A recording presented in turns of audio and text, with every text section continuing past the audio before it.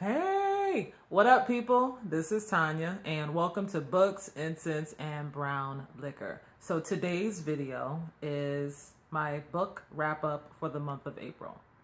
So, for the book of April, I thought for me it was a very good reading month for me. I read 6 books and 1 DNF.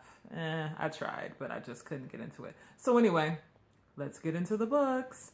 So, the first book that I read in April. Okay, even though I don't have the actual book, I have a can you see that? Wild Seed by Octavia Butler. Let's say that again. Wild Seed by Octavia Butler. This book was so good. I loved this book. Basically, I don't want to give too much away because I hate when booktubers give spoilers. Most of them are pretty good, but those of you that give spoilers, you know who you are. So anyway, Wild Seed by Octavia Butler. Basically, the story is about an entity by the name of Doro, who is an immortal. He's immortal, and he can inhabit the bodies of humans. And basically, when he's done with the body, he can discard it like old clothes. And he comes across another entity who, at first glance, she looks like a human, but she's a shapeshifter. And when the two of them come together, it's very interesting. That's very clear as you read the story that he has an agenda, but that's all I'm going to say. But what I will say is that I really enjoyed this book. I love the book's originality. You don't really read a lot of books about shapeshifters. You know what I'm saying? And then the fact that he was I guess I call him an entity because it isn't really clear what he is, but he's very strong and he's very powerful. He does have the ability to hurt people very easily, but it's not like in the scary movies where he's just like going around killing people for no damn reason just because. So I thought it was good. Anywho. All right, moving on to the next book. Friday Black by Nana Kwame Adjei-Brenyah. I tried. Anyway. Okay, so this is his debut book, and I thought it was really interesting because it's actually really well written. Like, this shit was really good. So, this is a book of short stories, and basically what I will say is these stories are like a dark, almost satirical view of America from the lens of, I guess, the people of color. So, a series of short stories, and like the first story is pretty graphic, but it's also my favorite.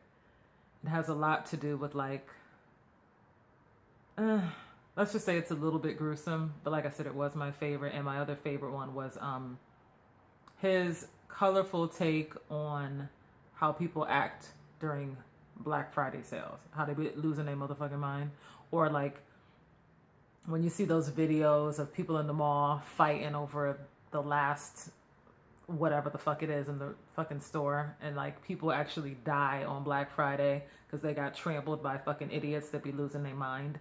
Anyway, I thought it was a good book.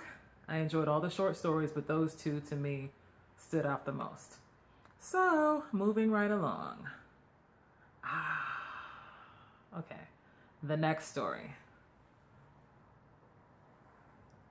Oh shit. Can you see it? Brown Girl in the Ring by Nalo Hopkinson. Yo.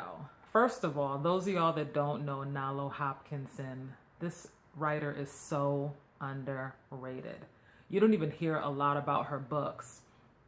Like, I hear a few other booktubers talk about Nalo Hopkinson, but not as much as I think people should. Her writing is so unique. It's magical. And she's actually a Jamaican author, so a lot of her stories include like Caribbean folklore and mysticism.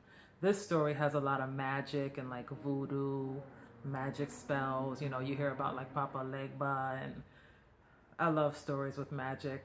I love stories with folklore and Caribbean magic and Caribbean folklore. Oh, I'm here for it. All of it. I love it. Anyway. Basically, it takes place in some part of Canada where all of the Black people in the inner city are left alone because the white people have fled to the outskirts. And they really have nothing to do with the black people. They kind of treat them like, I don't want to say like opposite gentrification. They kind of like treat them like they're the lower class. But the only time the white folks come around to the city, actually they don't come around to the city, but basically the only thing they want from black people are, can I say it without giving it away? Well, okay. Just think the movie Get Out. Yeah. Think about the movie Get Out.